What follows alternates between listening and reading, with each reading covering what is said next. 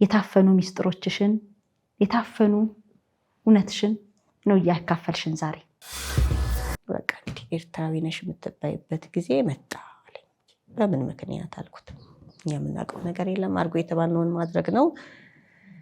ከታህሳስ 1 ጀምሮ ከስራ ተሰናብተሻል አሉኝ። ጃልሜዳን በማቋረጤ ደብዳቤ ተጽፎብኝ ያገኘሁት ስመለስ የማሊያ ፍቅር ስለሌላት ነው ተብዬ ማለት ነው። ከጣሊያን ስመጣ ፊርማ አልተቀደደም፣ ቤት ውስጥ ነው ያለው። ምክንያቱም ያችን የቀረችውን መኪናዋን አውጥቶ ሸጣት። ገራጅ ናት ያለችው እየተባለ ተሸጠች። ካንቺ እውቅና ውጪ ተሸጣ። ምን እንደተደረገበትም አይታወቅም። ሉቺያና ህንፃ ነው ምንድነው መጠሪያዋ ያለው ከተማ ውስጥ? እንግዲህ ፕሮሚስ የተገባው ደግሞ ይመስለኛል ቀጣይ ቤቱን ሽጦ ድርሻውን ይዞ ለመሄድ ነበር። አሁን ልጆችም ደረሱ፣ ይሄ ጥያቄ አይነሳም። ድንገት 1990ዎች ውስጥ እልም ብለሽ ጠፋሽና ከ20 ዓመት በኋላ ነው መልሰሽ እንግዲህ ስላንቺ ባንድም በሌላም መልኩ መስማት የጀመርነው። ምንድነው ቅድስተ ማርያም በላይ ጋር ያለው የሙዚየም ነገር አለ። ሙዚየም፣ እሺ። እዛ ላይ የነበረው ፎቶ እንኳን እንዲነሳ ነው የተደረገው። ፎቶሽ እዛ ነበር። በዚሁ በፖለቲካው ነው። የሕክምና ማስረጃዎቹን በሙሉ ኮፒ አድርጌ የሰጠሁት። ኢሚዲየትሊ ናሽናል ቲም ምንድነው የሰጠው የነበረው ኮሚቴ የሰጠው መልስ ምንድነው? ከዛሬ ከአሁኗ ሰዓትና ደቂቃ ጀምሮ ከናሽናል ቲም ውጪ ብለው ነው የወሰኑት። ስራ ፈታይ ያለ እንዴት ነግራታለን ተብዬ አባቴ በሞተ በአመቱን የሰማሁት መርዶ። ወደዛ ከሄዱ በኋላ ነው የሞቱት? አዎ፣ ምናልባት ከዚህ ከሄደ በኋላ 3 ወር።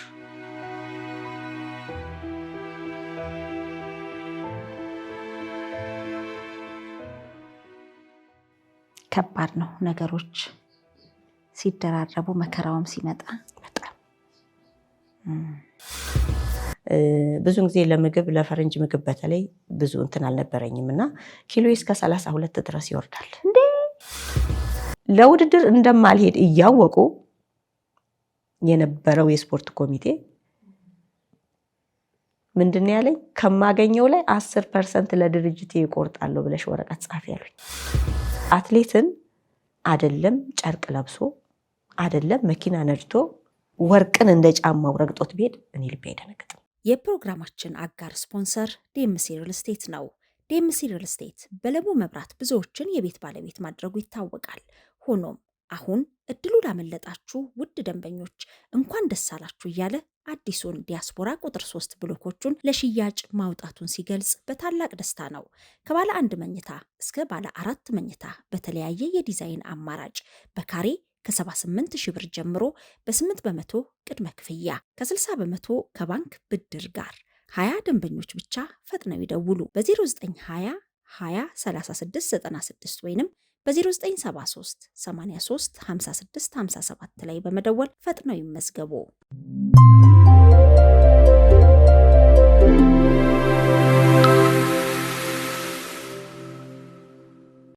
በዓለም አቀፍ የአትሌቲክስ መድረኮች ላይ የኢትዮጵያን ባንዲራ ያውለበለቡ በጥረታቸው ስኬትን የተቀናጁ እጅግ በጣም ብዙ የምናከብራቸው የምንወዳቸው አትሌቶች እንዳሉ ይታወቃል። ከሰሞኑ እጅግ መነጋገሪያ የነበረው በተለይ በአትሌት ገለቴ ቡርቃ ጉዳይ ለፍታ ጥራ ግራ ባመጣችው ሀብትና ንብረት በባለቤቷ ተዘረፍኩ ማለቷን ተከትሎ እጅግ መነጋገሪያ ሆኖ መሰንበቱ ይታወቃል። ይህንን ተከትሎ የአትሌት ገለቴ ቡርቃ ጉዳይ የብዙዎች የታፈነ እውነት ነው፣ በወንድም በሴትም አትሌቶች የሚደርሱ በደሎች ብዙ ናቸው በሚልም የኢትዮጵያ አትሌቲክስ ፌዴሬሽን መግለጫ በሰጠበት ወቅት ጠቆም ማድረጉ ይታወሳል። እኛም ከ20 ዓመታት በኋላ የታፈነ ሚስጥሯን ይዛ እንግዳ የሆነችን አትሌት ሉቺያ ይሳቅ ነች። አትሌት ሉቺያ ይሳቅ ከ20 ዓመታት በፊት እጅግ ተስፋ ከሚጣልባቸው አትሌቶች መካከል ግንባር ቀደም ነች። ይሁንና ግን ድንገት ምን እንደገጠማት ብዙሃኑ የስፖርት አፍቃሪና የኢትዮጵያ ሕዝብ ሳያውቅና ሳይረዳ ከመድረክ ተገልላለች። ምን ገጠመሽ የጠፋሽ ስንል ልንጨዋወት ዛሬ ተገናኝተናል። አትሌት ሉቺያ ስለ ትዳሯ፣ ስለ ስፖርት ህይወቷ፣ ስላሳለፈቻቸው ውጣ ውረድ አጫውታናለች። ከእናንተ ከውድ የሸገር ኢንፎ ሚዲያ ተከታታዮች ስም ከልብ ማመስገን እወዳለሁኝ። እንኳን ደህና መጣሽ። እንኳን ደህና ቆይሽ። እንዴት ነሽ? ስምሽ ለየት ይላል፣ የጣሊያን ይመስላል። ሉቺያና። እውነት ነው። ሉቺያ ሉቺያ ነው። ሉቺያና ሉቺያ ያውም ሰው እንትን ስለማይለው እንጂ ትክክለኛው እንትኑ ልቺያ ነው የሚሆነው። ልቺያ ማለት መብራት ናት ለማለት ነው። በምን ልቺያ ማለት ያው ቤተሰቦቼ የኤርትራ ተወላጆች ናቸውና ያው በዛ አካባቢ ላይ ደግሞ ጣሊያን ትንሽ ጊዜ ገብቶ የገዛበት ነውና ብዙ ከጣሊያኖች የወረሱት ነገሮች አሉና በዛ ምክንያት ነው። ግን ሲተረጎም በትግርኛም ቢሆን ሲተረጎም መብራት ናት እንደማለት ነው። ስምን መልአክ ያወጣዋል እንደሚባለው የእውነትም መብራት ሆነሽ በአትላንታ በባርሴሎና ከደራርቱ ቱሉ ጋር ለሀገራችን ትልቅ ውጤት እነሱም ውጤት እንዲያመጡ ከጀርባ ትልቅ ድጋፍ ካደረጉ መካከል እንግዲህ አይነገርም። ውጤት ያመጣው ብቻ ነው ከፊት ለፊት የሚጠቀሰው እንጂ ከጀርባ ያለው ብዙ ጊዜ አይነገርም። በጣም ደስ ብሎኛል ስለመጣሽ፣ እግዚአብሔር ያክብርልኝ። እንዴት ናችሁ በያቸው እስቲ የሸገር ኢንፎ ሚዲያ ተከታታዮችን። በተለያየ ጊዜ እንግዲህ ያመጣሹ ባጭርም ርቀት ያስመዘገብሻቸውም ድሎች አሉና የጠፋች እንደው የት ሆና ይሆን ብለው ያሰቡም ይኖራሉ። እውነት ነው። ረጅም ጊዜ ሆነ። እኔም ወደ ስፖርቱ ከ20 ዓመት ይመስለኛል ከ20 ዓመት በኋላ ነው ተመልሼ ወደ ስፖርቱ የተቀላቀልኩትና ያው በሆነ ምክንያት ስትወጪ ውስጥሽ ቢኖርም ያማልና የግድ ትሸሻለሽ። ስትመጪ ደግሞ ያው እየተውሽው እያልሽ ደግሞ ተመልሰሽ ወደ ነበርሽበት ትመለሻለሽ።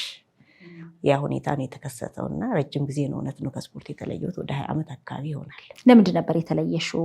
ውጤታማ ነበርሽ እንግዲህ 80ዎቹ ውስጥ 84 ነው አንዱ ባርሴሎና 84 በእኛ አትላንታ 88 ነበር።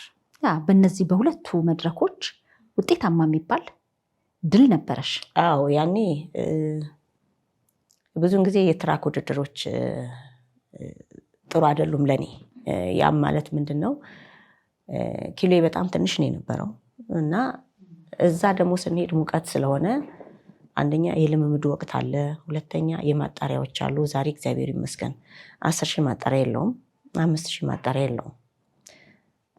በእኛ ሰዓት ግን 5,000 10,000 ማጣሪያ ነበረውና ማጣሪያ ማለት ይሄ እዛ ከመወዳደራቸው ከሁለት ቀን በፊት ማጣሪያ ማለት ለዋናው ውድድር ፍጻሜ እንድትደርሺ የተወሰነ ሰው ይጣራል እና የማጣሪያ ውድድሮች ነበሩትና በዛን ሰዓት ላይ እኔ ማጣሪያው ላይ እጨርሳለሁ ያለኝን ጉልበቴን ማለት ነው። ብዙ ጊዜ ለምግብ ለፈረንጅ ምግብ በተለይ ብዙ እንትን አልነበረኝም እና ኪሎ እስከ 32 ድረስ ይወርዳል። በዛ ሁኔታ ላይ ሆነሽ ደግሞ ትራክን መግፋት አይቻልም። በጣም እኮ ትንሽ ነው። አዎ ልብሽ ይፈልጋል፣ ግን በቃ አይሄድም፣ እዛው ነው የሚደበድበውና ውጤቴን የሚያበላሽበት ምክንያት አንዱ ትልቁ ነገር ይሄን የነበረው አትላንታም ባርሴሎናም እንደዚሁም ዓለም ዋንጫ ከውጤት ውጭ የሚያደርገኝ የኪሎ ማነስ ነው የነበረው። በዚህ ምክንያት እዛ ላይ ውጤት አላመጣሁኝም። ብዙዎቹ ውጤቶቼ ክሮስ ካንትሪ ላይ፣ ማራቶን ሪሌዎች ላይ ብዙዎቹ ውጤቶቼ በጣም ትልቅ እንትን ያላቸው እነዛ ቦታ ላይ ነበር።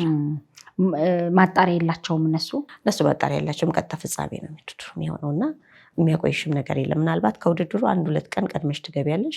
በ3ኛው ቀን ወርዲ ውድድሩ ይደረጋል። በ4ኛው ቀን ተመልሰሽ ወደዚህ ትመጫለሽና የያዝሻትን ኪሎ ይዘሻት ትሄጃለሽ፣ ትጠቅምሻለች። እዛ ጋር ማጣሪያ የሚባል ነገር ስለሌለው ባለችው አቅምሽ ተወዳድረሽ ትመጫለሽና ውጤቶቹ ጥሩ ነበሩ።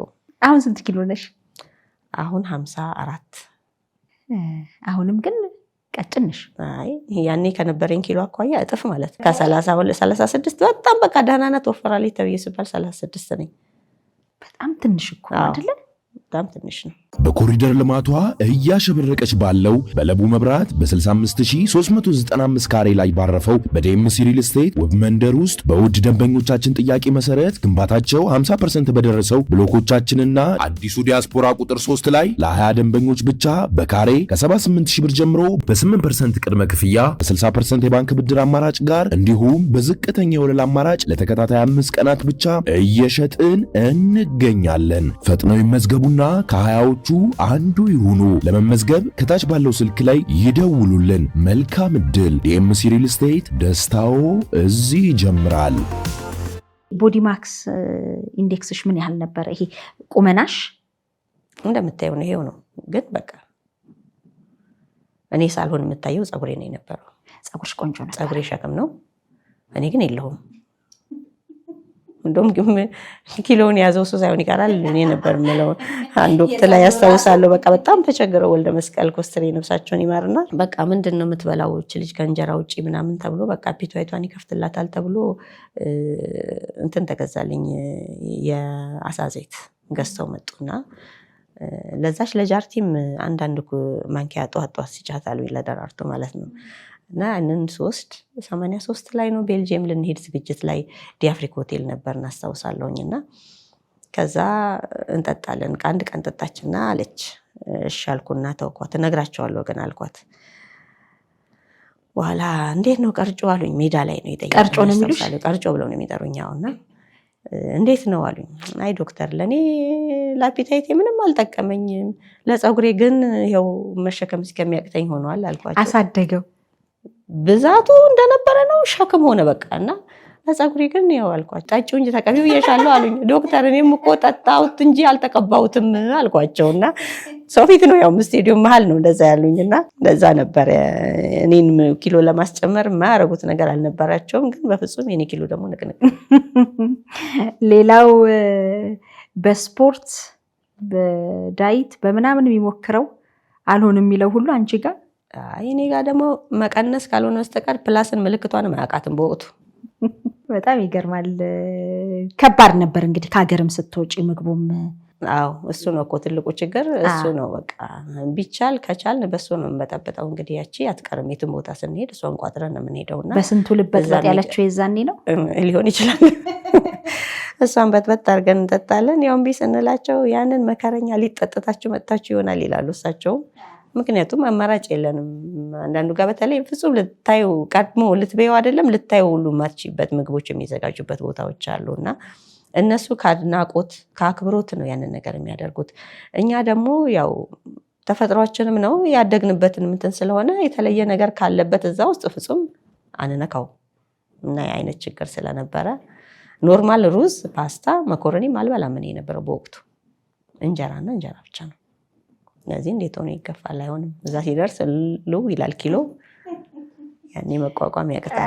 እንግዲህ በዛ ፈተናዎች ውስጥ ሆኖ ግን ድንገት 1990ዎች ውስጥ እልም ብለሽ ጠፋሽና ከ20 ዓመት በኋላ ነው መልሰሽ እንግዲህ ስላንቺ ባንድም በሌላም መልኩ መስማት የጀመርነው። እውነት ነው። ምን አጠፋሽ? ምንም ያጠፋኝ ምክንያት ምንድነው? ያው በተፈጠረው ረብሻ ምክንያት ኢትዮ ኤርትራና ኢትዮ ኢትዮጵያ በነበረው ያለመግባባት ምክንያት እንግዲህ ተወላጅ ነሽ በሚል ነበር። እኔም እንግዲህ በዛ ምክንያት ስፖርቱን ላቆም የቻልኩት።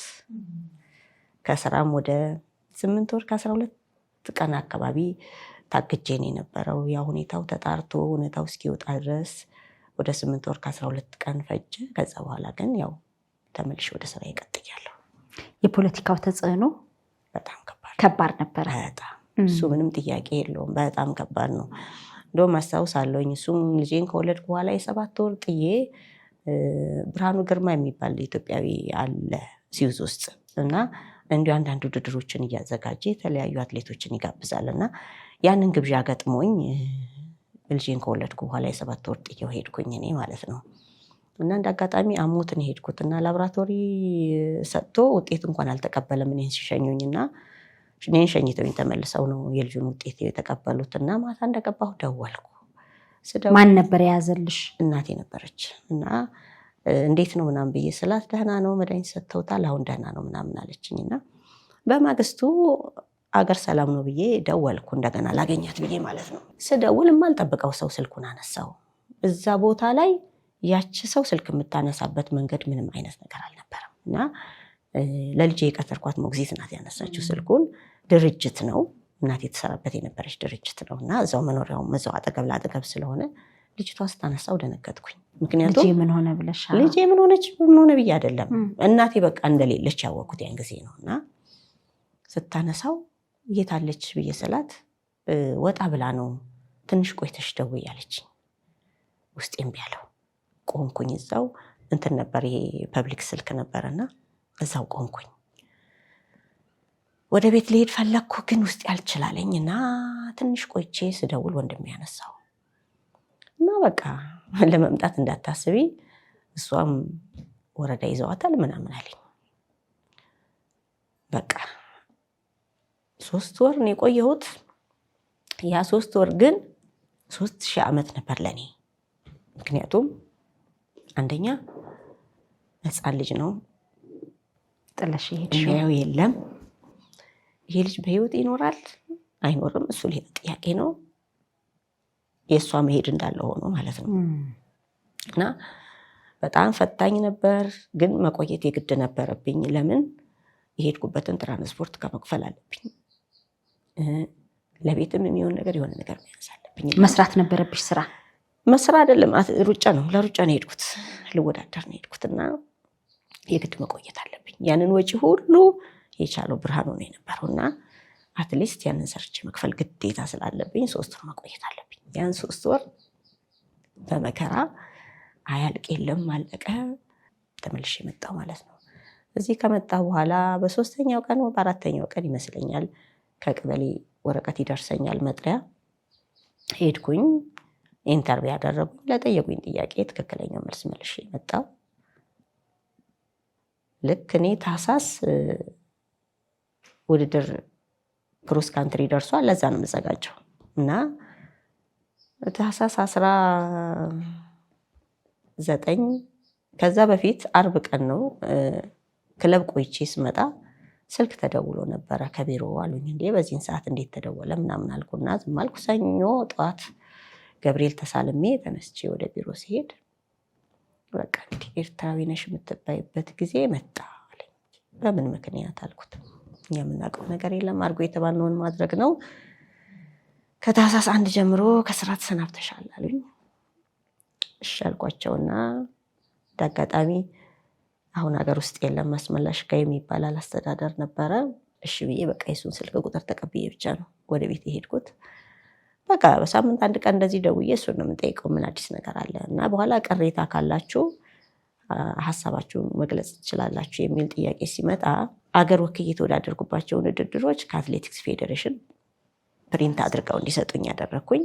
ያንን ማለት የት ሀገር ወክለሽ ተጫውተሽ ተወዳድረሽ ነበረ? በጣም ብዙ ቦታ። ጣሊያን ቢያንስ 3 ጊዜ፣ ስፔን ከ4 ጊዜ ያላነሰ የተለያዩ ከተማዎችን አድርጌያለሁኝ። ዓለም ዋንጫ እስከ ሱዳን ሄጃለሁ። ብቻ አፍሪካ ሀገር ከደቡብ አፍሪካን፣ ሞሪሸስን፣ ግብፅን 2 ጊዜ፣ ኬንያንም እንደዚህ 2 ጊዜ፣ ናይጄሪያን ማነው ሐራሬን በተደጋጋሚ ሄጄባቸዋለሁ እና ብዙ ሀገሮችን ዞር ያለሁኝ። ኢትዮጵያን ወክለሽ የተወዳደርኩባቸው ውድድሮች እና የነዛን ውጤቶች ፕሪንት አስደርጌ ቀጥታ ማመልከቻውን አስገባሁኝ። በሪኮማንዴ ለመሰረተ ልማት ቢሮም ቤተመንግስትም እሱን ወረቀቱን አስገባሁና በጠባቅ ጀመርኩ ማለት ነው። ከ8 ወር ከ12 ቀን ላይ ወደ ስራ እንድንመለስ የተወሰነበትን ዜና ተደውሎ ተነገረኝ። እሺ ያልኩ ስራዬን ጀመርኩ። ያው ሰራተኛው በወቅቱ ያገኛቸውን ጥቅማ ጥቅሞች በሙሉ ለኔም እንዲሰጠኝ ተፈቀደ። የዚህ የ8 ወር ደሞዙንም በዛ መሃል ላይ ያገኘው ቦነስም ሰራተኛው ያገኘው ጥቅማ ጥቅም በሙሉ እንዲከፈለኝ ተደረገ። እኔም አንድ ጓደኛዬም ዘውዴ ኃይለማርያም ትባላለች አብረን ነበርን። ለሁለታችን ተከፈለን ስራችንን ጀመርን ማለት ነው። ስፖርቱን ለመቀጠል ግን ያው አሁን ፈቃደኝነቱ አልነበረም። አይ እንትን ጉዳይ አልነበረም። ግን እነሱ ራሱ ጥያቄውን አቀረብኩኝ፣ አልሆነም። እስከ ስራ አስኪያጁ ድረስ የበላይ ጠባቂው እሱ ስለነበር እሱንም ሄጄ ቀጠሮ ይዤ ገብቼ አነጋገርኩት። ያው አልችልም የሚል መልስ ሰጠኝ። ለአንተ ካልተቻለ እንግዲህ ማን ይችላል ብዬ ነው ተመልሼ የወጣሁትና በቃ በዛ መንገዱ ስፖርቱ ቆመ። ጠቅላላ ወደ ቢሮ ስራ ገባው። በቃ ከስፖርቱ ጋር በዛ መንገዱ ተለያየን ማለት ነው። በጣም ከባድ ነው የፖለቲካው ተጽዕኖ። በጣም ክብደቱ ይሄ ነው ተብሎ የሚባል አይደለም። ያው የኛ ጊዜ አለፈ። ግን ምንድነው ትልቁ ነገር አሁንስ የሚለው ነገር ጥያቄ ይሆናል። በዚህ መንገዱ ብዙ ሰው በየቤቱ ቀርቷል፣ ብዙ ሰው ተጎድቷል እና አሁንም ይሄ ነገር መቀጠል የለበትም ብዬ አምናለሁ። ለምን በእኛ ብቻ አይደለም ይሄ ነገር እየተወራረደ መጥቶ ልጆቻችንም ጋር ደርሷል። ስለዚህ ቁስሉ በጣም ከባድ ነው። ልብ ያለው ልብ ይበል ነው። ሌላ አማራጭ የለም። ከባድ ጊዜ እንዳሳለፍሽ ገምታለሁ። አሁን ሲወራ ቀላል ሊመስል ይችላል። 8 ወር ከ12 ቀን ብለሽ በቀላሉ ስራ ፈተሽ የተቀመጥሽበትን ጊዜ አስለተሽ ብትናገሪም እንደኛ 8 ወራት በስነ ልቦና ላይ ያደረሱት ተጽዕኖ በኢኮኖሚ ላይ ከባድ ነው በጣም። ይሄ ነው ተብሎ የሚገለጽ አይደለም። የሚገርምሽ ነገር እኔ ታህሳስ 1 ተሰናብቻለሁ። ታህሳስ 6 የልጄ ልደት ደግስ ነበር። ረጅም ዓመት አብረኝ የቆየች ልጅ ነበረች በሰራተኝነትና ቤት ውስጥ። የሆነ ነገር አስቤያለሁኝና ብር ስጪኝ ብላ ስትለኝ ለምንድን ነው የት ልትሄጂ ነው ምን ልታረጊ ነው እያጠየቅኳት፣ ከኔ የተሻለ የምትኖሪበት ከሆነ ይሄው ብዬ ነው ገንዘብ ነው ወጥቼ ሰጠ። ደሞዝ ነው የጠየቀችሽ? ደሞዝ አይደለም የጠየቀችኝ፣ በቃ የሆነ ብር ጠየቀችኝ ማለት ነው። የነበረኝን አወጣው። እኔ ስራ ስፈታ አካውንቴ ላይ 5 ሳንቲም የለም። የሆነች ላዳ ታክሲ ነበረች፣ እሷም ከቀናቶች በኋላ ተበላሸችና ቆመች። በቃ ምንም የለም፣ መፋጠጥ ሆነ። እግዚአብሔር ይመስገን የምንበላውም የምንጠጣውም አላጣንም እስከዛን ሰዓት ድረስ። ወንድሜ ያለ አንድ እሱ ያክስት ልጅ ያደራ ልጅ ነበረች። እናቴ ስትሄድ ስታት ሄደችው። እንግዲህ ይህ ሁሉ የተሰባለና ወደ 5-6 ሰው ነን ቤት ውስጥ ያለ ነው። ከኛ ደግሞ እኛ አትሊስት የለምን እናውቃለንና ምንም የማያቀጻ ልጅ ግን አለ በመሃል። ባለቤትሽስ አብሮሽ ነበር?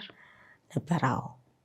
ግን ያው መኪናዋን ይሰራ ነበር። መኪናዋም ተበላሸች። መፋጠጥ ሆነ። ሁሉም ተሰብስቦ ቁጭ ብላ ነገር። እናትሽ ወደዛ ተላኩ ማለት ነው በዛ ሰዓት? እሷ ሄደች። አሁን ወደ እሷ ሄደች። ከእሷ በፊት ያው እናትና አባት የተለያይተው ለየብቻቸው ነው የሚኖሩትና እኔ ለህፃን ሆኜ የተለያዩት እነሱ። እሱም ሌላ ህይወት መስርቶ ነው የሚኖረው። እሷም በራሷ በኩል ያው ስራ እየሰራች ነው የምትኖረው የነበረውና እሱ ቀድሞ ሄዷል፣ አባቴ ማለት ነው። እኔ አላቅም፣ መሄዱንም መኖሩንም አላቅም። በኋላ ነው የምሰማውና ስራ ፈታ ያለ እንዴት እንነግራታለን ተብዬ አባቴ በሞተ በአመቱ ነው የሰማሁት መርዶ። ወደዛ ከሄዱ በኋላ ነው የሞቱት? አዎ፣ ምናልባት ከዚህ ከሄደ በኋላ 3 ወር።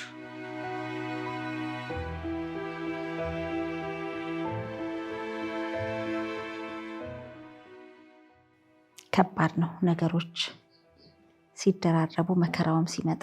በጣም ጓደኛችን ነበረና አፈርቢ አፈር ያስበላሽ። እኔ ጋዜጣ ላይ ወጥቶ ነበር ይመስለኛልና እኔ በጋዜጣ ይቼ ነው ብሎ ጋዜጣውን ይዞ ነው የመጣው።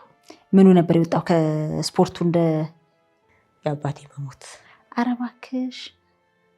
የታዋቂው አትሌት ልጄ ይስሐቅ አርፈዋል ተብሎ ጋዜጣ ላይ ወጥቶ ነበር እና ያንን ጋዜጣ ይዞ መጥቶ ነው። አንቺ አልሰማሽም? ጋዜጣውም ላይ አላየሽም? አይ ኦልሬዲ እኔ ሰማው። እኔ ከሰማው በኋላ አላቅም እንግዲህ ማን ያወጣው እንደቻለ አላቅም። ግን ጋዜጣውን ይዞ ነው የመጣው። መጥቶ ይዞ ሊደርስ ሲመጣ ማለት ነው። እና ከባድ ነበር። አለፈ። በጣም ከባድ ነው። ምናልባት ይሄ ነገር ባይፈጠር ሉቺያ አሳካዋለሁ ብላ ያሰበቻቸው ብዙ ህልምና ውጥኖች ነበሩ አይደለ?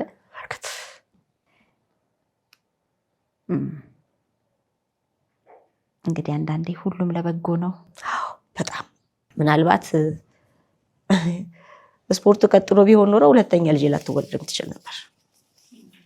ግን ያው የስፖርቱ መቆም 2ኛ ጥያቄውን አንስቼ በመከልከሉ ምክንያት 2 ነገር ማጣት የለብኝም ብዬ 2ኛዋ ልጅ የተወለደች ማለት ነው።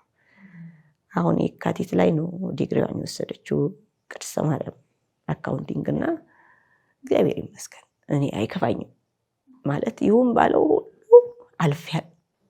ግን ደግሞ ያልተጠገነ ስብራት አለ።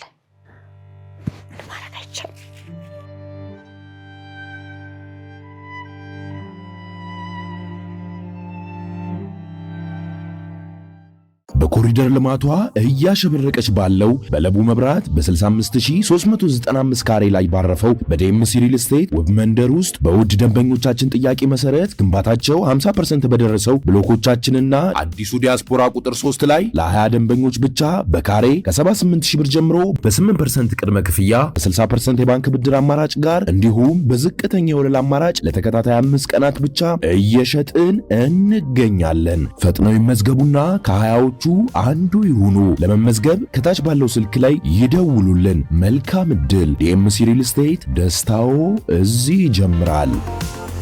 አሁን ግን ከዓመታት በኋላ ወደ ስፖርቱ ገባሽ አይደል? መደበኛ የቢሮ ስራ ነበር የምትሰሪው?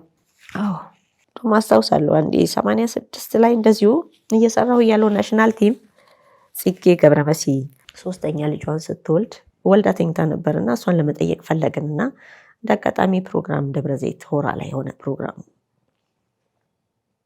እዛ እየሰራን ለሪሌ ነበር የምንዘጋጀውና እየተዘጋጀን እያለን እንግዲህ እንዲህ ተመራርተን ስለምንሄድ አንዷ ያጋም ሾኩን ነክተው አልፋለች። ሲመለስ እኔን ጭኔን አግኝቶኛልና እዛ ላይ ተሰብራ ሾክ ቀርታለች።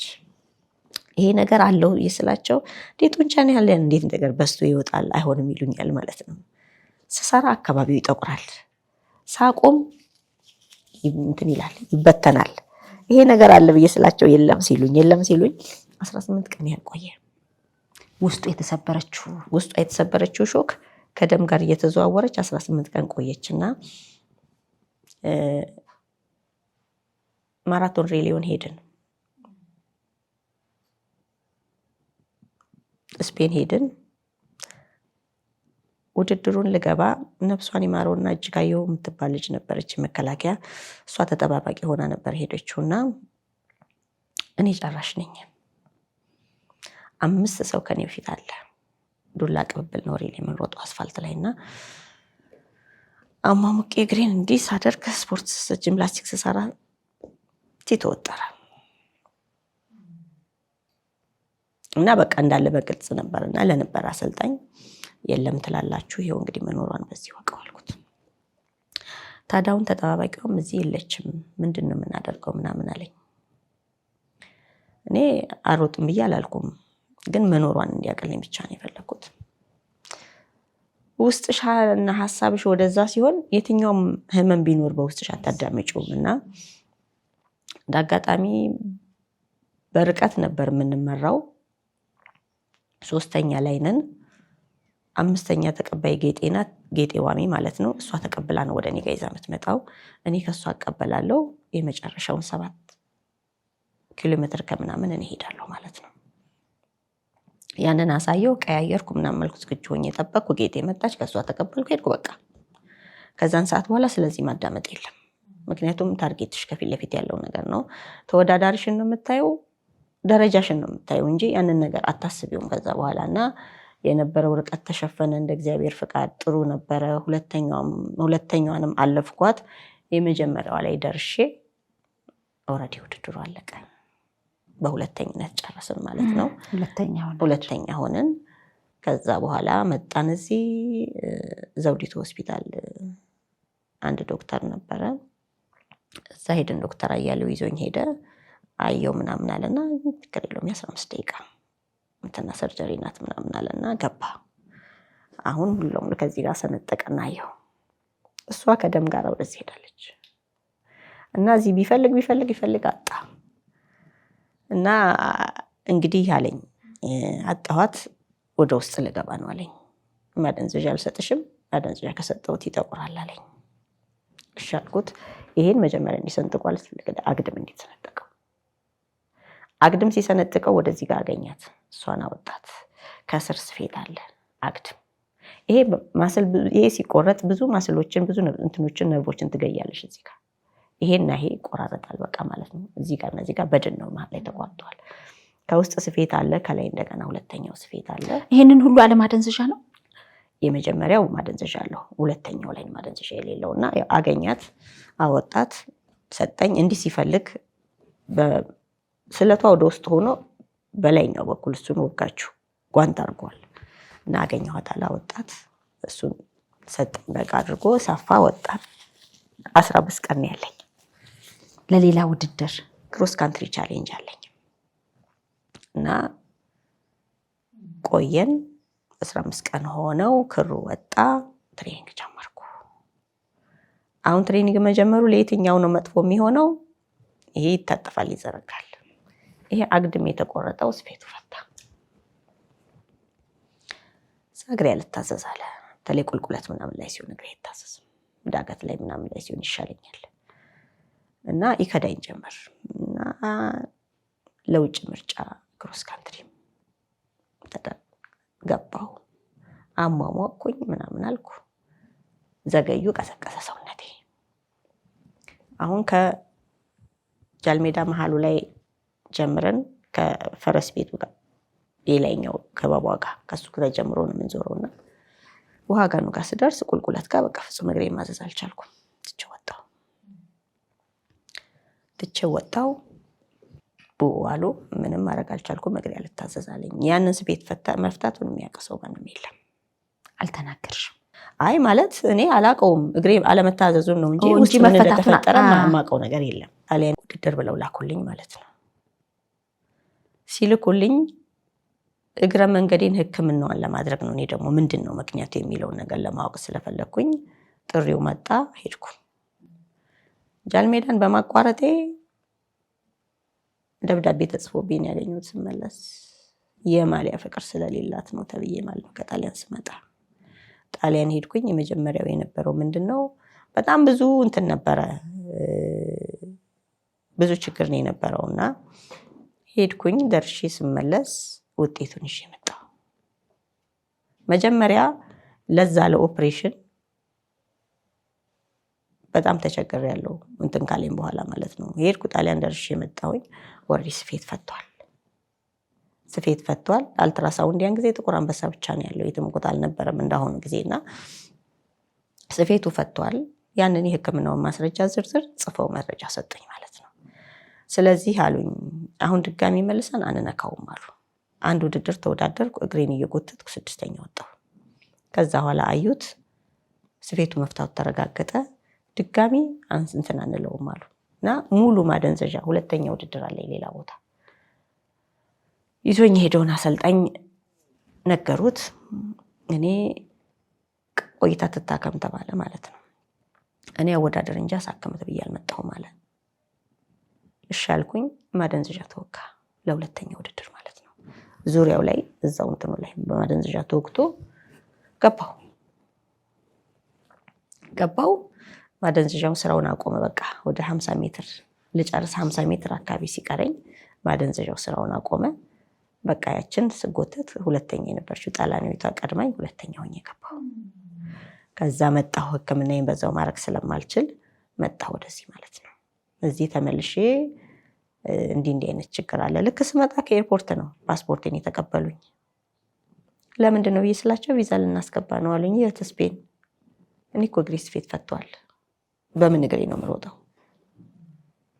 አይ ደራርቱም አልሄድም ብላ ትላለች። ባይሆን ገብታችሁ አቋርጣችሁ ውጡ። እንዴ እኔ ዕቃ አይደለሁም ተሳፍሬ አልመጣም። እኔ አልቻልኩም፣ እንደማልችል አውቀዋለሁ። ውጤቴንም ይዤ መጥቻለሁ፣ መረጃውን ልሰጥ እችላለሁ። ስለዚህ ተወዳድራ ያለፈችው ልጅ ትሂድ፣ እድሏን ትሞክር እሷ። ምክንያቱም አትሊስት ጤነኛ እግር ይዛለች እሷ። እኔ ግን ስፌቱ ፈቷል፣ የተቆረጠ እግር ይዤ እንዴት ነው የሚሄደው? ድጋሚ ወደ ቤት ላኩት። መሐመድ ከድር ነበር እንዳጋጣሚ። ከሰዓት በኋላ ቤት መጣ። የሕክምና ማስረጃዎቹን በሙሉ ኮፒ አድርጌ የሰጠሁት። ኢሚዲየትሊ ናሽናል ቲም ምንድነው የሰጠው? የነበረው ኮሚቴ የሰጠው መልስ ምንድነው?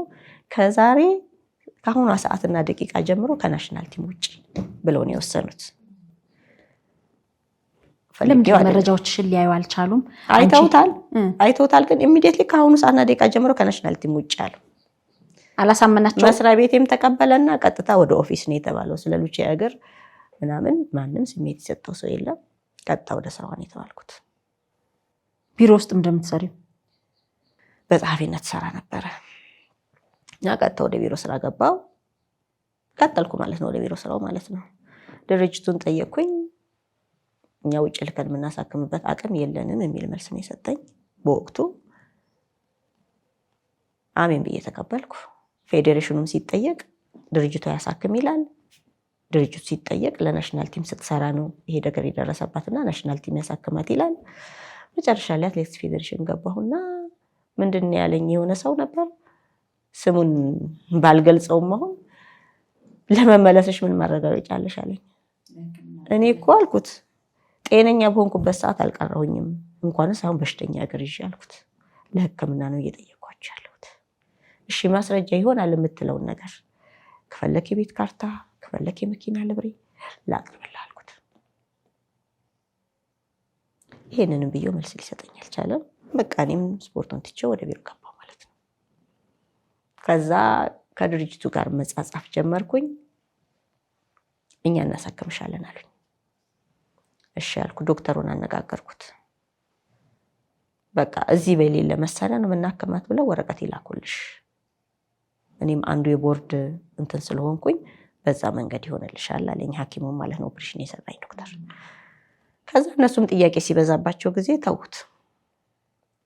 ጥሪ ያድርጋችሁ ላኩልኝ የውድድር ግብዣ አልኳቸው። የውድድር ግብዣ አድርገው ላኩ። ፌዴሬሽን እንደመጣ ሰማው። ከፌዴሬሽን ቀጥታ ወደ ክለቡ ተልኳል። ክለቡ ስብሰባ ባለበት ሰዓት ላይ ሄድኩ እና መልከቻ ጻፍ ለውድድር እንደማልሄድ እያወቁ የነበረው የስፖርት ኮሚቴ ምንድነው ያለኝ ከማገኘው ላይ 10% ለድርጅቴ ይቆርጣለሁ ብለሽ ወረቀት ጻፊ ያሉኝ። ግድ የለም ይሄ መፍትሄ ከሆነ ብዬ ወረቀቱን ልጽፍ ግራ ገባኝ። አንደኛ በዛን ሰዓት ከዛ በፊት ቢሮ ገብቼ አላቅም፣ እንዴት እንደሚጻፍ እንደሚባልም አላቅምና አንድ አዲስ አበባ ሪጅን ላይ የሚሰሩ አንድ ስማቸው ጠፋኝ አንድ አባት ነበሩና እንደዚህ ብለሽ ብለው አስረዱኝ ማለት ነው። ከዛ አንዱ ከኮሚቴ ተነስቶ እንዴት እንደዚህ ብለህ ትላታለህ ምናምን እርዱኝ አለች፣ አግዙኝ አለች። ልናግዝሽ አንችልም አቅም የለንም ብለን አልናት። አሁን ደግሞ ይሄንን ወረቀት እንዴት እንደምትጽፍ ብነግራት ምን ችግር አለው አሉ። ያን ወረቀት ጽፌ ያስገባው።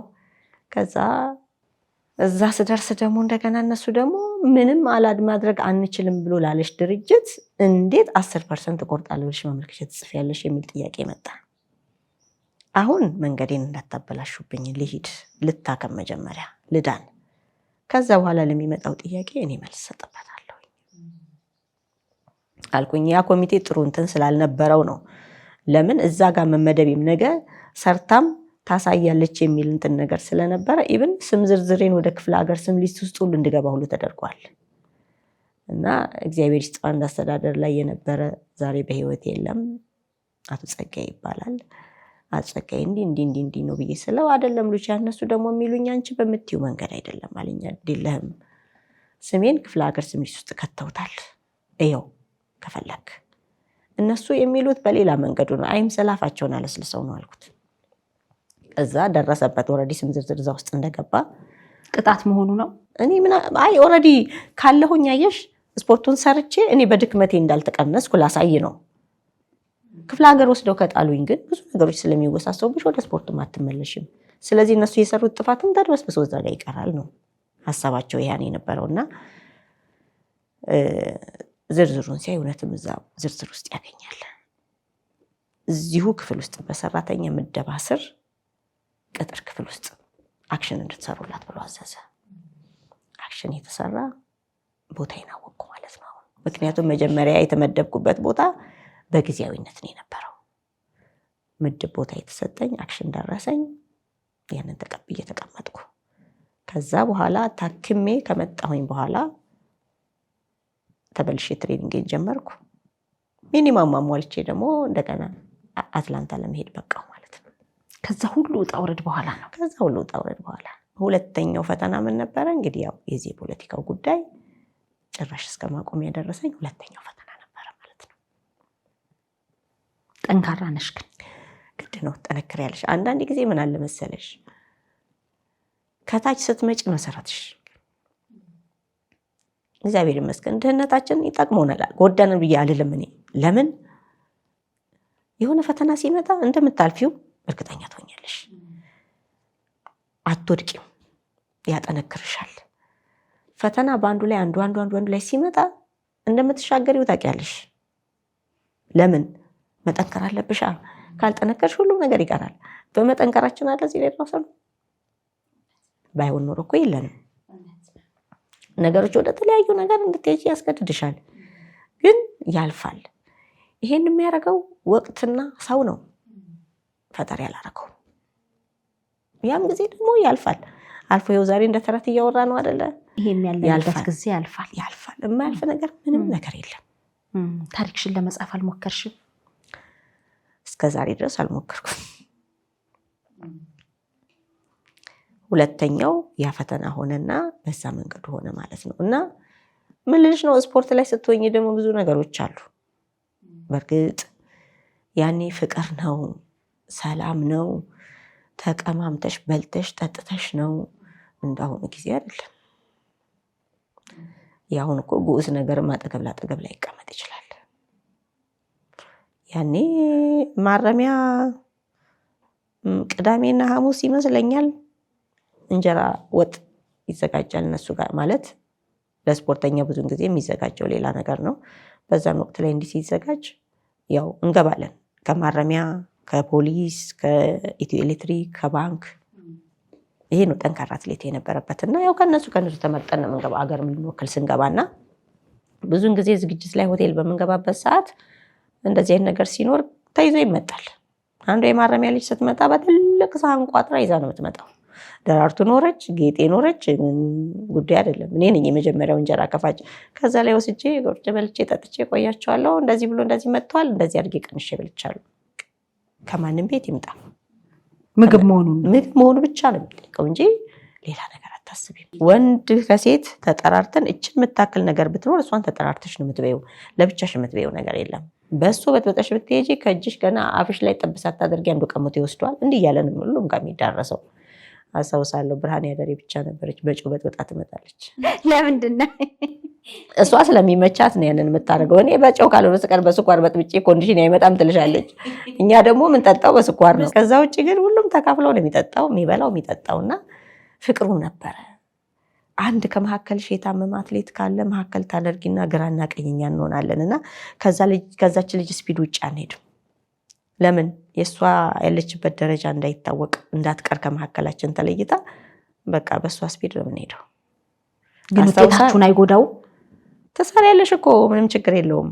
ትሰሪያለሽ እኮ እሷም እኮ ያችን ምናልባት በአንድ ቀን ወይ ሁለት ቀን እንደዚህ የሆነች ነገር ገጥሟት ሊሆን ይችላል ያን ነገር የሆነው እና ግን ያችን እንትናት ልምምድ ላይ ያንን ታደርጊያለሽ። እና እንዳስታውሳለሁ አንድ ጊዜ ግብፅ ለመሄድ ኦል አፍሪካ ጌምስ ፋጤን እንድትቀር ፈለጉ ማለት ነው። ደብረ ዘይት ላይ ሆራ ማነው አየር ኃይል ሜዳ ነበር የምንሰራውና 2 ጊዜ ማጣሪያ ተደረገ። ነፍሱን ይማረው ጋሽ ንጉሴም ነበር። 2 ጊዜ ማጣሪያ ተደረገ። ሁለቱንም ጊዜ ፋጤን ከፊት አስቀደምናትና እኛ ከኋላ ገባን።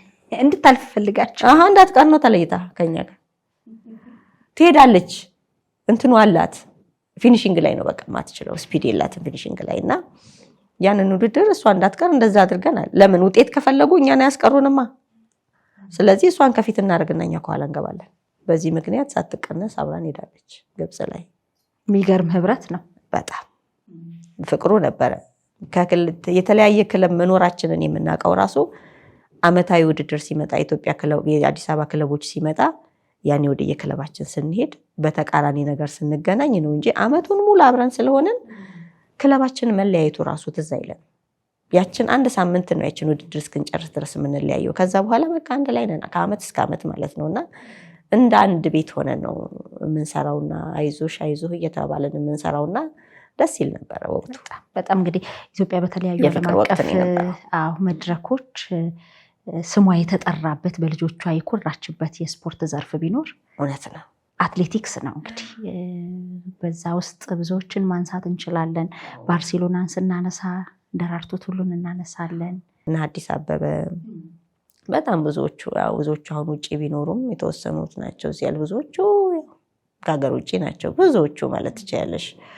እና በጣም ብዙ ሰው ነው የነበረው። ነፍሱን ይማረውና እነ ደስታ አስገዶም እነ አለማየሁ ሮባ በጣም ብዙ አትሌቶች ነበሩ። በጣም እና የፍቅር ጊዜ ነበር። ደስ የሚል ጊዜ ነበር።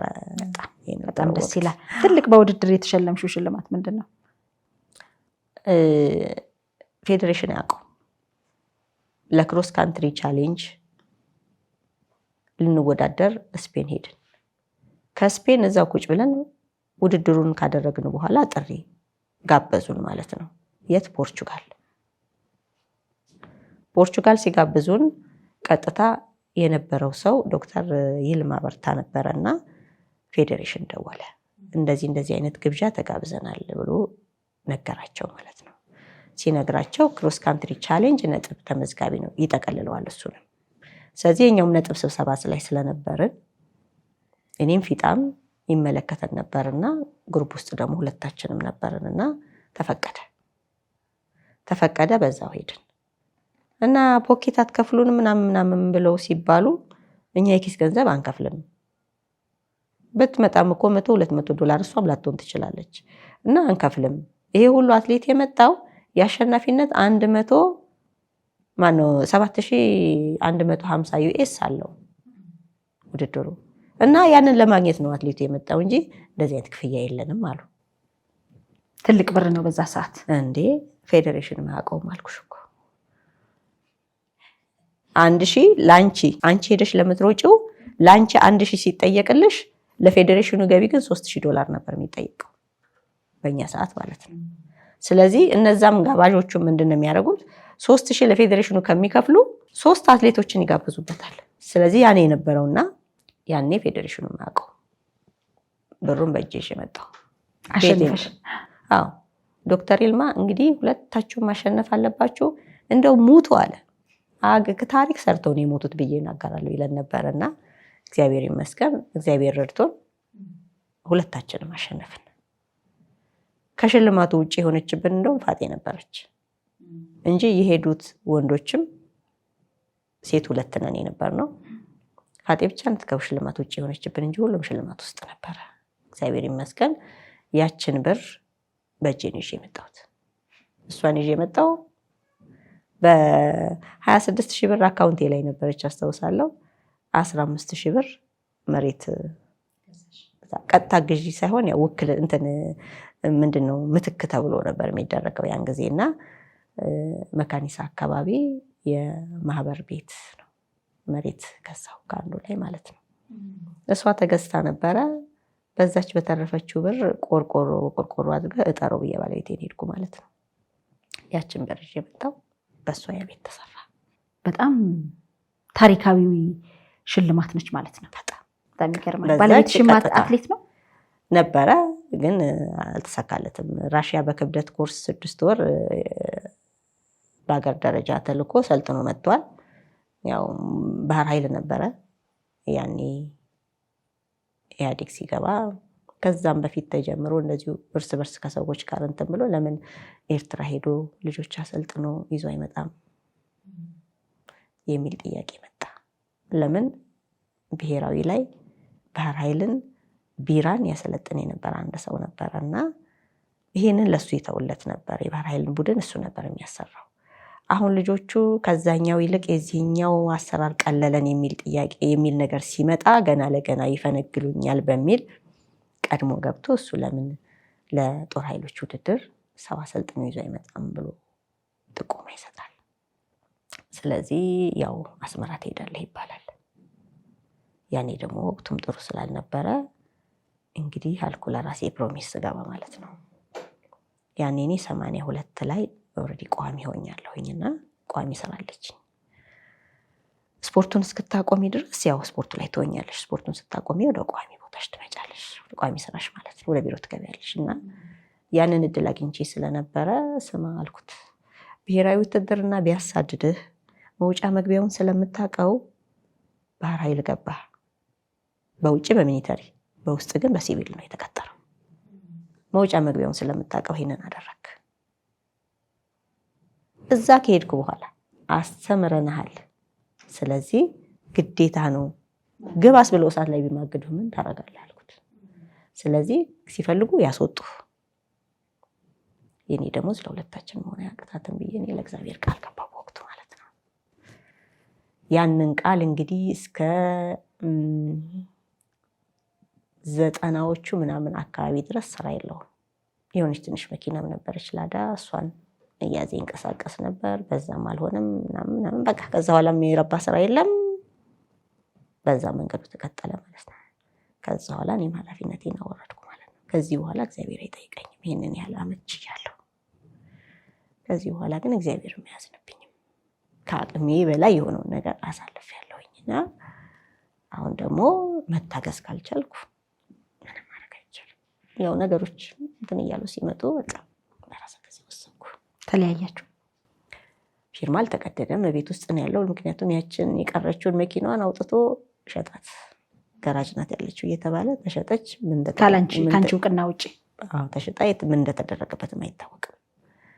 ስለዚህ እንግዲህ ፕሮሚስ የተገባው ደግሞ ይመስለኛል ቀጣይ ቤቱን አሽጦ ድርሻውን ይዞ ለመሄድ ነበር። አሁን ልጆችም ደረሱ። ይሄ ጥያቄ አይነሳም።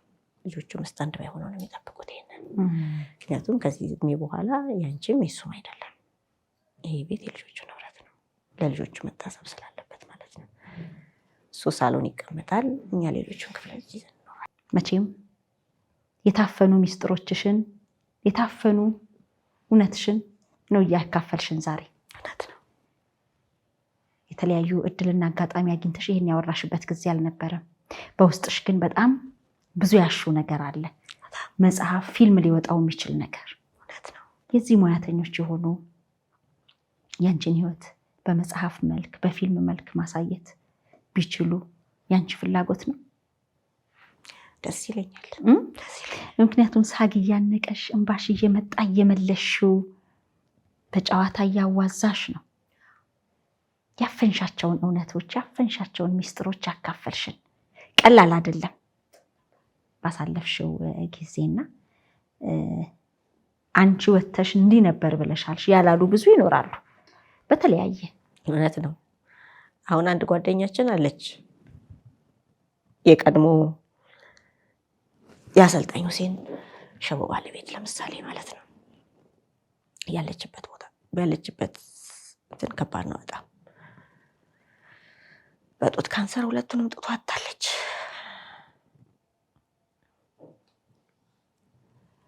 ከሱ የወለደቻት ልጅም እንደዚህ በጭንቅላት ካንሰር ሞተችባት። የሟቿን ልጅ ይዛ ከዛም በኋላ ትዳር አድርጋ ነበር። እና የወለደቻቸው ልጆች አሉ። ይዘገንናል ያለችበት ኑሮ።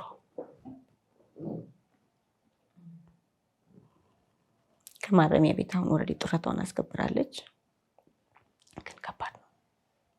ልጅ ይዘሽ የሞት ልጅ ይዘሽ እና የዛሬ ስንት ወር ነው ሄድን ነበር በሆነ አጋጣሚ ከጌጤ ጋር። ራሴን አሞኝ ተመለስኩት። እኔ ፈጣሪን አመሰግነዋለሁ። እግዚአብሔር ይመስገን። ሰርቼ እገባለሁ። አትሊስት ተርፎኝ የማስቀምጠው ነገር ባይኖረኝም ዛሬ እግዚአብሔር ይመስገን ልጆቼ ሁለቱም በዲግሪ ተመራቂዎች ናቸው። ትልቁ ጀምሯል ስራ። ትንሿም ቀደም ብላ እንደዚህ በኤጀንሲ ተፈትና ልጆች ማስጠናት ጀምራለች። ወደ 6 ልጆች አሏት። ስለዚህ እግዚአብሔር ይመስገን። ለትራንስፖርቷም ለምናምኗም ከኔ የምታስቸግረው ነገር የለም። ራሷን ችላ ነው የምትኖረው። እና እኔ እግዚአብሔር ይመስገን አመስጋኝሽ። እኔ እግዚአብሔር ይመስገን በሆነው ነገር ሁሉ እግዚአብሔር ይመስገን። ምክንያቱም ለመሰለሽ ይሄንን ሁሉ ችግር እንዲደርስ ያደረጉት ሰዎች ናቸው። ድርጅቴም አይደለም። ይህን ስላሳለፍኩ ድርጅቴን አልቀየመውም፣ አመሰግነዋለሁ። በተለያየ አጋጣሚ ያ ነገር እንዲሆን ሰዎች ናቸው ያደረጉት፣ ድርጅቴ አይደለም። ይሄ ድርጅት እኔን ከልጅነት ጀምሮ አሳድጎኛል። አግብቼም ወልጄም ልጆቼን አሳድጌበታለሁ፣ አስተምሬበታለሁ። ለዚህ ደረጃ አብቅቻቸዋለሁ። እግዚአብሔር ይመስገን። በፈተናዎች መሀል ተጠቃሚ ነኝ፣ ተጎጂ አይደለሁም። ስለዚህ እኔ እውነቴን ነው የምልሽ ድርጅቴን አገሬን በጣም ነው የምወደው። ምንም ቢመጣ አልቀይርም። የሀገር ፍቅርሽ የማሊያ ፍቅርሽ በጣም ትልቅ ነው። አሳድጎ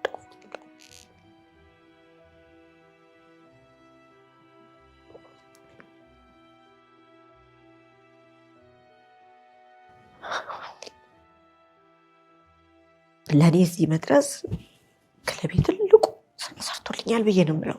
ምክንያቱም እዚህ ድርጅት ባልቀጠር ኖሮ እዚህ ባልገባ ኖሮ ምናልባት መሆኑ ነገር አላውቅም። እዚህ በመግባቴ ግን እግዚአብሔር ይመስገን ይሄን ሁሉ ነገር አሳልፌያለሁ። ያው መቼም ክርስቲያን የሚኖረው ከፈተና ጋር ነው። ከፈተናዎች በኋላ ደግሞ ድል አለ። ደስ የሚለኝ ነገር እሱ ነው። እግሬን እንደዛ በሆንኩበት ሰዓት ላይ ያን ሁሉ ፈተና ሳሳልፍ ከዛ በኋላ ተነስቼ የኦሎምፒክን ሚኒማ አምጥቼ እንደገና ኦሎምፒክ እንድሰለፍ ሆኗል። እግዚአብሔር ይመስገን። ከሁለተኛው ፈተናም በኋላ ያው ሩጫው ባይሳካም እግዚአብሔር ይመስገን ሁለተኛው ልጅ አግኝቼበታለሁ። ማን አልሻት? ማህሌት አልኳት እና ተመስገን። ያው እንዳልኩሽ እንድትጠነክሪ ይጠቅምሻል። ያለፉትንም ታስታውሽና ያም ጊዜ አልፎ የለ ይሄም ያልፋል ያለሽ እና እርግጥ ነው ብዙ ነገሮች አሉ ከአንቺም አልፈው ልጆችሽ ላይ ሁሉ የሚመጡ ነገሮች። አሁን ለምሳሌ በፓስፖርት ጉዳይ ላይ ጠየቁት፣ ነገራቸው። ወንዱ ልጄ ማለት ነው። ፓስፖርት ሊያወጣ ሲሄድ ፓስፖርት ሊያወጣ ኢሚግሬሽን ገብቶ አባቴ የት ነው የተወለደው አሉት።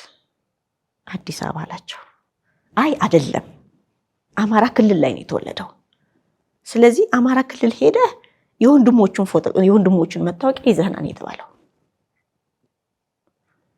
አየሹ ምን ያህል እንደሚመጣ። አንቺ ዋጋ ከፍለሽበት እንደገና ልጆችሽ ዋጋ ይከፍሉበታል። ትቶ ነው የወጣው። ምክንያቱም ክፍለ ሀገር ነው የሚሄደው? የማንን መታወቂያ ነው የሚያመጣው? አጎቶቹ ያሉት እዚህ ነው። እዚህ ነው ብሎ ሲል ግን አይደለም ክፍለ ሀገር ናቸው ተባለ። ትቶት ወጣ። ይሄው በሱም አልቆመም፣ ሴቷም ላይ መጣ። ግን የሷ ትልቁ ነገር ምንድነው የሆነው? በቃ ማስረጃ ይዘሽ እንድትመጪ ተባለች። ፓስፖርት ይዛ ሄደች። በፓስፖርት መሰረት ደግሞ ብላ ስትል ትላንትና እንደዛ ይሏት የነበሩ ሰዎች በማግስቱ ደግሞ ማን ነው ይጣራ ያለው? ይጣራላል። ሂጂና አሻራ ስጪ ነው የተባለችው። ያንን ሰው እንደዛ ብሎ የመለሰውን ሰው የሚገርምሽ ነገር ግን ባለፈው ዓመት ሐምሌ ላይ ሽንቁር ሚካኤል ትንሽ ልጅ ነው ስለነበር ሽንቁር ሚካኤል ሄድኩኝ። ያ ሰውዬ ከስራ ተሰናብቶ ታሞ ሽንቁር ሚካኤል መጥቶ አገኘው እዛው ጸብ። ደግሞ የሚገርምሽ ነገር እሱ የሚጠመቅበት ቦታ ላይ የኛውም ሲጠመቅ እማማ ያ ሰውዬ እንደዚህ ብሎ ያደረገኝ ሰውዬ እኮ ይሄ ነው አለኝ። እና ምንም ካልኩት ልናገረው አለ። እንዳትናገሩ ነው ያልኩት። እግዚአብሔር ከመናገርም አልፎ በአይን እስክታየው ድረስ አድርገዋል። ስለዚህ ምንም ነገር አያስፈልግም፣ እግዚአብሔር መልስ ሰጥቷል ነው ያልኩት። ስለ ሁሉም ነገር እግዚአብሔር ይመስገን ብለሻል።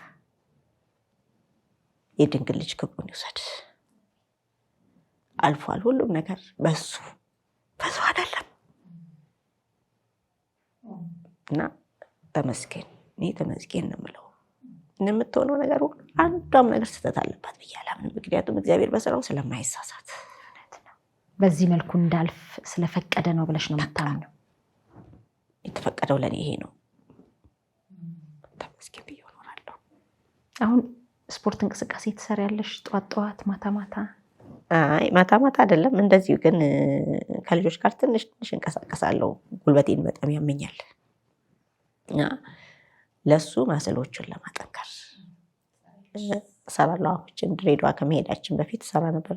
በድሬዳዋ መሀል ልጆቹን ይዘሽ ወደዛ ወደ ሲቲ ምንም ሲቲም ቦታው አይመችም ለመስራት እና የግድ ሳር ቦታ ነገር ፈልጌ ነው የምሰራው እና ትንሽ እንቀሳቀሳለሁ። እንደውም ባለመንቀሳቀስ ይመስለኛል ትንሽ የጨመርኩ ነገር ጨምሬያለሁ። ትንሽ ወፍረሻል። አዎ። በቲም ሊደርነት እየሰራሽ ነው አሁንም በኤሌክትሪክ ኃይል ክለብ ውስጥና አሁን ያለውንስ የቡድን መንፈስ እንዴት ታይዋለሽ? ከባድ ነው። ያሁኑ በጣም ከባድ ነው ብዬ ስልሽ ምንድነው እንደዛን እኛ እንዳሳለፍንበት ጊዜ አይደለም ያለው ሁኔታ። አንድ ላይ የመስራቱ ሁኔታ አሁን ለምሳሌ ብዙዎቹ አትሌቶች የሚሰሩት በየማናጀር ነው። ማናጀሮች ደግሞ ብዙ ማናጀሮች አሉ፣ በተለያየ ማናጀር ነው የሚሰሩት። ያኔኛ በህብረት ነው አንድ ላይ ነው ከአመት እስከ አመት የምንሰራው እና ማን ምን ላይ እንዳለ ይታወቃል። አሁን ግን አንዱ የሚሰራው ሌላ ማናጀር ጋር ነው፣ አንዷ የምትሰራው ሌላ ጋር ነው። እንደዚሁ ተበታትነው ነው የሚሰሩት እና የህብረት ስራ ለማሰራት እዚህ ጋር አምጥተሽ እኔ በጣም ከባድ ነው። ኢቭን ሆቴል ገብቶ እኮ ለሀገር እየተዘጋጁ ሆቴል ገብተው እንደዚሁ በተለያየ ማናጀር ነው የሚሰሩት። ስለዚህ የህብረት ስራው ይሰራል ብዬ አላምንም እኔ። ይሄ ወደ አንድነት እስካልመጣ ድረስ ከባድ ነው የሚሆነው። እንዲህ አይነት ውድድሮች ለምሳሌ ኬንያ ምን ያደርግሻል? በፊት በእኛ ሰዓት ግን 2-3 ሆነው ተከታትለው አብረው ከሆኑ በቃ ወሬያቸውን እያወሩ አትችያቸው። ስለዚህ ምንድነው የምናደርገው እኛ ቀጥታ ሁለት እንደው ተመራርቶ 1 እና 2 ሆኖ እንኳን እንዲኑ አልፈቅድም። አንድ ከፊት የሚመራ ከሆነ ሁለተኛ ላይ እኛን እንቆርጠን የምንገባው፣ ሶስተኛ የነሱ ካለች አራተኛ ላይ የኛ ሰው መሆን አለበት። እንዳይገናኙ ታደርጊያለሽ።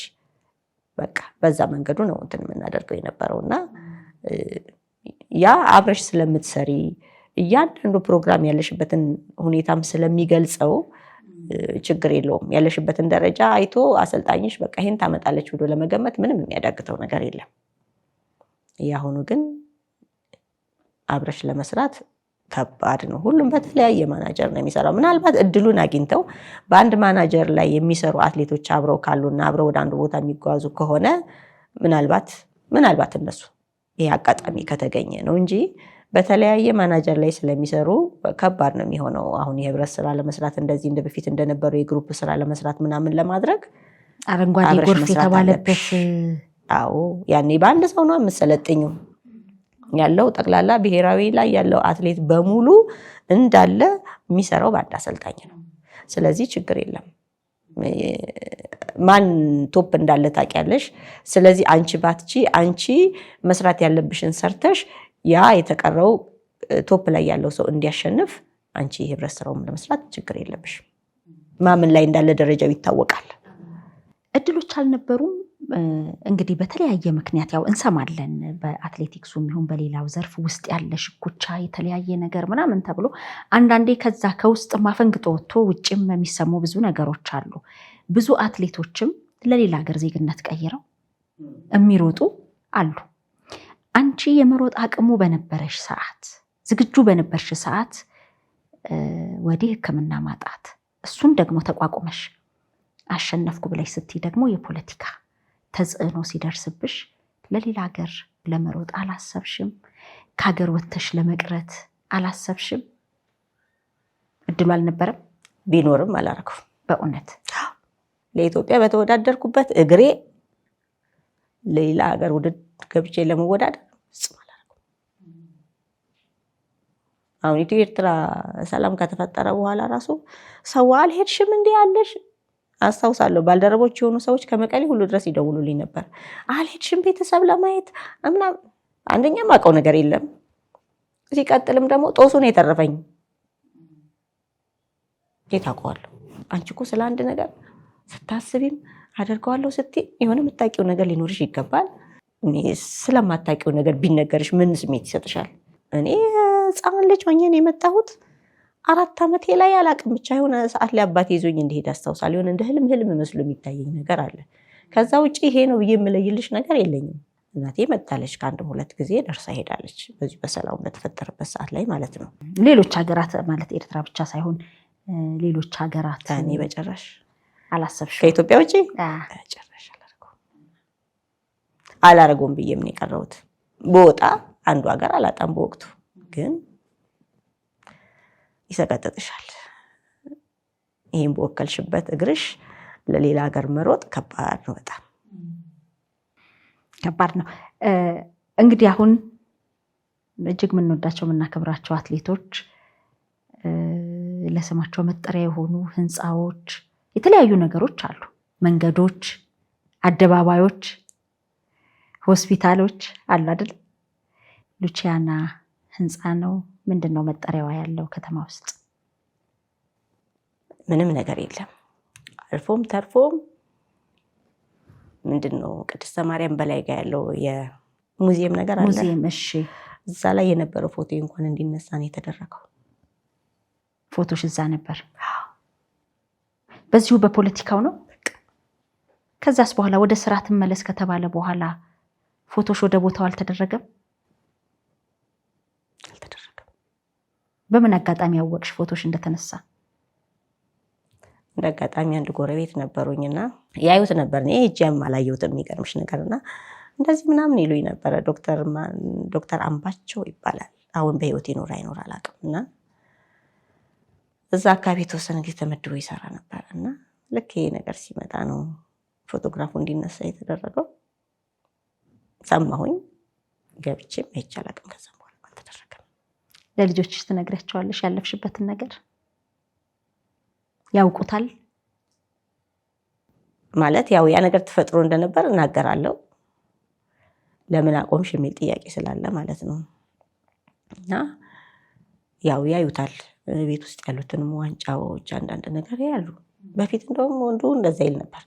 እኔ ሯጭ ነው መሆኑ ምናምን ይል ነበረ። ግን ልፋቷንና ድካሟን ስለሚያውቋት ከተማ ተወልዶ ያደገ ልጅ ይሄንን ነገር ምልሽ አላውቅም። ምናልባት እንግዲህ ያው እንደነገርኩሽ ነው። ድህነታችንም እንድንጠነክር አድርጎናል ብዬሻለሁኝና እኔ ከአባቴ ጋር ወደ እናቴ ጋር ሲሄድ እናቴም ያው ምንም ነገር ስለሌላት ከአገር ፍቅር ቲያትር ባህር ነጋሽ አይን ክሊኒክ ነበር የምትሰራውና ያን ጊዜ ትልቁ ደሞዟ 150 ብር ነበር እስከ መጨረሻው ሰዓት ስትሄድ ማለት ነው።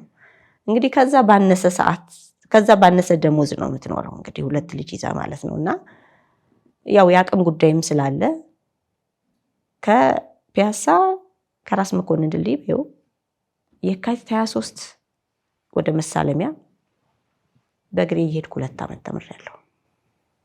ስለዚህ ለሩጫው የሚያገዘሽ እሱ ነው ማለት ነው። ጠቅሞኛል ብዬ እላለሁ። ለምን ሳስታውሰው እኔ ለራሴ ይገርመኛል አሁን ማለት ነው። 1 ሰዓት አገር ፍቅር በር ላይ ነኝ። ጠዋት ልክ ግቢ እግሬን እንዲህ ሳስገባ 1 ሰዓት ተኩል ይደወላል። ስለዚህ በ30 ደቂቃ ነው ያ መንገድ የሚፈጅብኝና ለራሴ ሳስበው አሁን ይገርመኛል። እየሮጥኩ አይደለም በእርምጃ ነው የሚሄደው። ሮጬም አላውቅም። 9ኛ ክፍል ላይ ደገምኩኝና ዩኒቨርሲቲ ማትሪክ እንትን ወድቄ አፍሪካ አንድነት እዚያ አትክልት ተራጋ ገባሁኝ። ያኔ ለካ ትምህርት ቤቱን ወክለው የሚወዳደሩ አትሌቶችን ለመምረጥ ነው የሚያደርገው።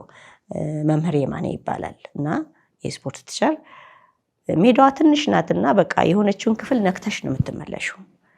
እና እዛ ላይ ለማወዳደር አውጥቶን የክፍሉ ልጅ በሙሉ ጠቅላላ እንትን እያደረገ ነበርና አንድ ሙስሊም ልጅ 2 እርምጃ በሩጫ ተራመደችና ከዛ ሄዳ በእርምጃ ደርሳ መጣች። እንዲህ አንቀጠቀጠው፣ ተናደደ። ያሰበው አልተሳካለትም። ጣውላ ፈንቅሎ ግድግዳ አስይዞ ልጅቷን መቀመጫዋ ላይ እንጨቱን ጨረሰው። አላለቅስ ስትለው ጭራሽ ልህ ይዞት የመጥረጊያ እንጨት ፍለጋ ጀመረ።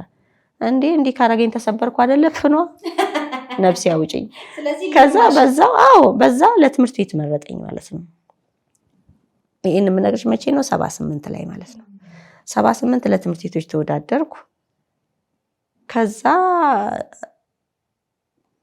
አመቱ መጨረሻ ላይ ሚሊኒክ ደግሞ ሲሄድ ለ78 ላይ ሚሊኒክ ተመደብኩኝ ማለት ነው አልፌ።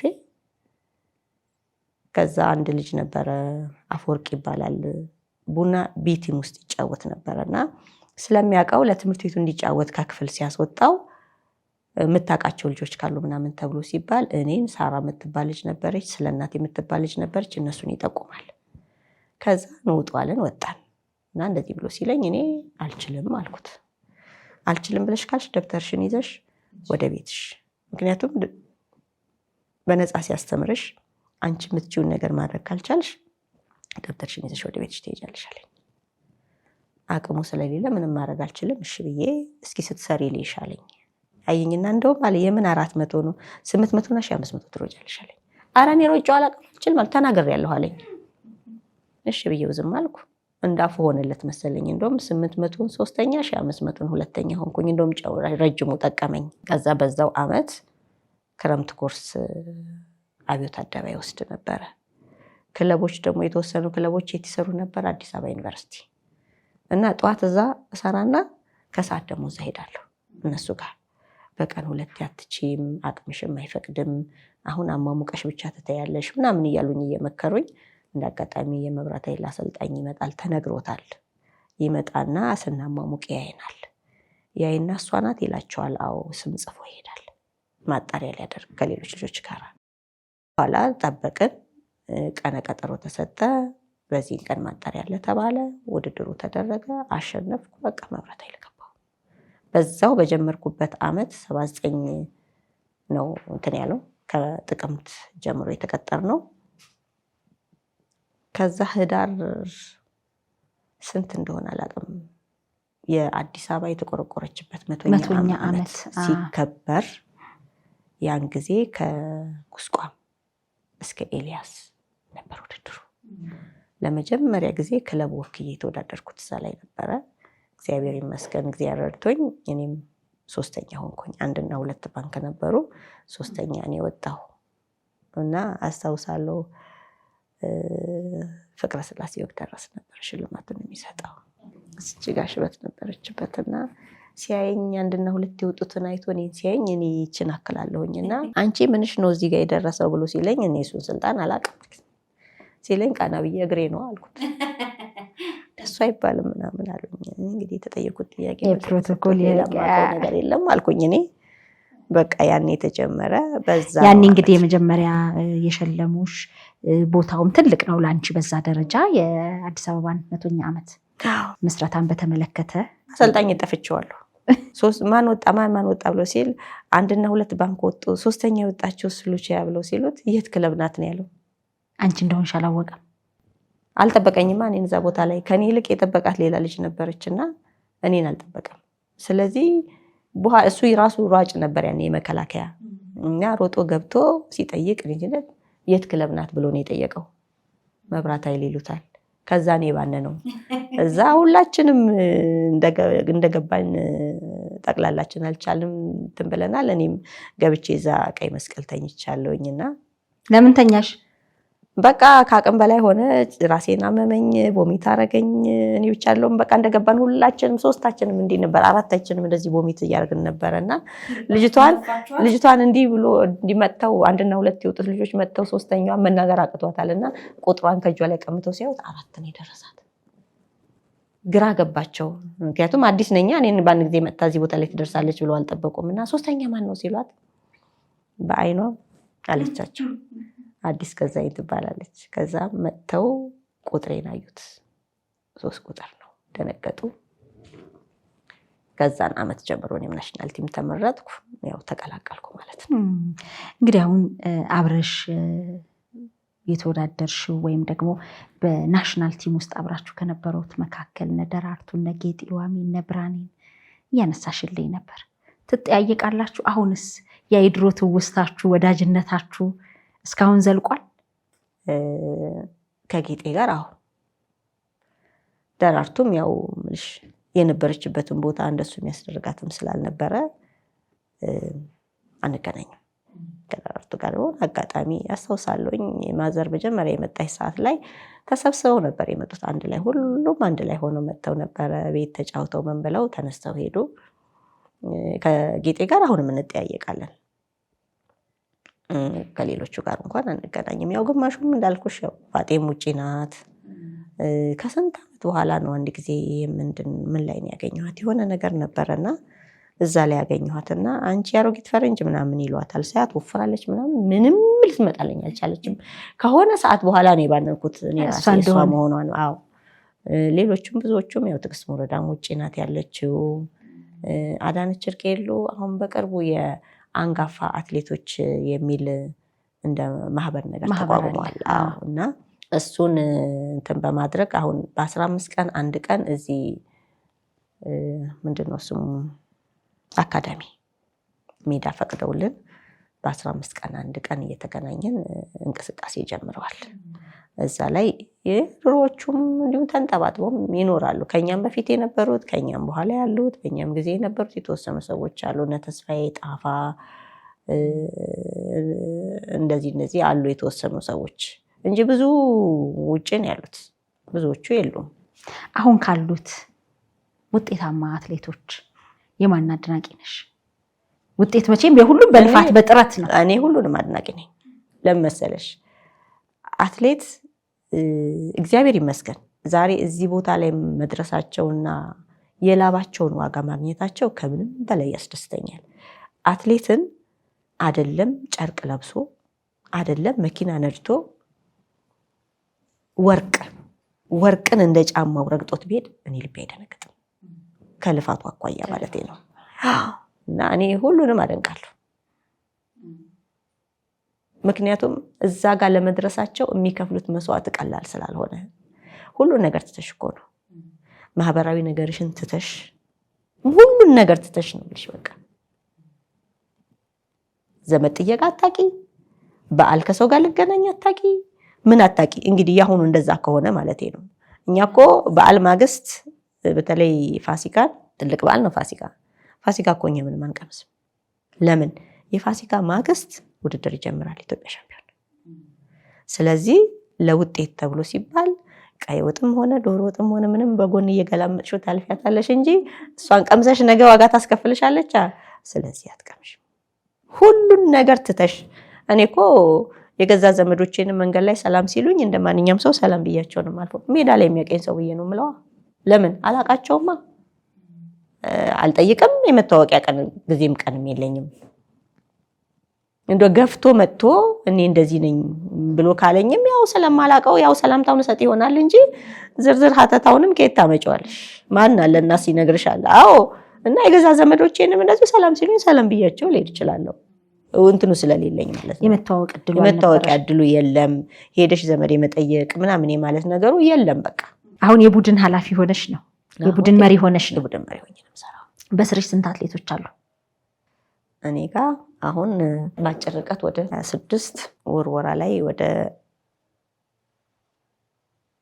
7 ዝላይ ላይ አዳዲስ ልጆች ናቸው 5 ወደ 7 አካባቢ ይሆናሉ። ስለዚህ ወደፊት በተለያዩ ዓለም አቀፍ መድረኮች ላይ እነኚህ ለውጤት ሲደርሱ የቡድን መሪዋ ሉቺያና ናት በሚል እንግዲህ ዳግም እናይሻለን ብዬ አስባለሁ። አይደል? ትናፍቂዋለሽ ያንን ፈቃድ ይሁን ማለት እንዴት መሰለሽ፣ ያው ሰውነሽና እንትን ትያለሽ ቢሆን ትያለሽ፣ ባይሆንም ግን አይደንቀኝም። ለምንድን ነው የማይደንቀኝ? እኔ ልጆቹ ብቻ እዛ ላይ ይድረሱና ውጤቱ መጥቶላቸው እነሱ ይቅደሙ እንጂ እኔ በራሴም ቢሆን ዞር አይቼዋለሁ። ለኔ ምንም አዲስ ነገር የለም። ስትወጪ ስታዩና ሳታዩ ልዩነት አለው። ባየው ይሄ ቢሆን ብለሽ ትያለሽ። እና እግዚአብሔር ፈቅዶ 2 ኦሎምፒክን 3 ዓለም ዋንጫን 4 ኦል አፍሪካ ጌምስን በትንሹ ተካፍያለሁ። እነዚህ ክሮስ ካንትሪዎች፣ ሪሌዎች ምናምን ሳይት ጃፓን 2 ጊዜ ሄደናል። ለማራቶን ሪሌ ኮፐንሃገን ሄደናል። እንደዚሁም ስፔን ላይ እንደዚሁም አንድ ጊዜ ማራቶን ሪሌ ሮጠናል። እና እግዚአብሔር ይመስገን ብዙ ቦታዎችን ስላየሁኝ እኔ ብዙም ለኔ አዲስ ነገር አለ ብዬ አላስብም። ግን ያን ጊዜ የነበረ ሁኔታና አሁን ያለ ሁኔታ ይለያያል። እንደ ሰው ነሽና የሚለው ታስቢ ይሆናል። ግን እኛ ስላሰብን ብቻ አይደለም፣ እግዚአብሔር ሲፈቅድ ነው ሁሉም ነገር የሚሆነው። ሁሉም ነገር የሚሆነው እግዚአብሔር ሲፈቅድ ነውና እግዚአብሔር እንግዲህ የወደደውና የፈቀደውን ያድርግ። እውነት ነው። በጣም ነው የማመሰግነው። በጣም ጥሩ ቆይታ ነበረን። ቀደም ሲል እንዳልኩት እንግዲህ በውስጥሽ ያፈንሽውን ያሽውን እውነት ሚስጥር ሁሉ ነው ያጋራሽን። በሸገር ኢንፎ ሚዲያ ተከታታዮች ስም ከልብ አመሰግናለሁ። ካሳለፍሽው ህይወት ውጣ ውረድ፣ አለመሸነፍን፣ መጠንከርን እውነት ያሳየሽ ድንቅ ሰው ነሽና በእውነት በዚሁ አጋጣሚ አክብሮት መግለጽ እፈልጋለሁ። ማለት የምትፈልጊው ነገር ካለ ግን እድል ሰጣለሁ። እግዚአብሔር ያክብርልኝ። እኔ መጀመሪያ የማመሰግነው ፈጣሪን ነው። ሲቀጥልም ደግሞ ከነበረው ነገር ጋር ሁሉ ሆኖ ድርጅቴን ላመሰግን እወዳለሁ።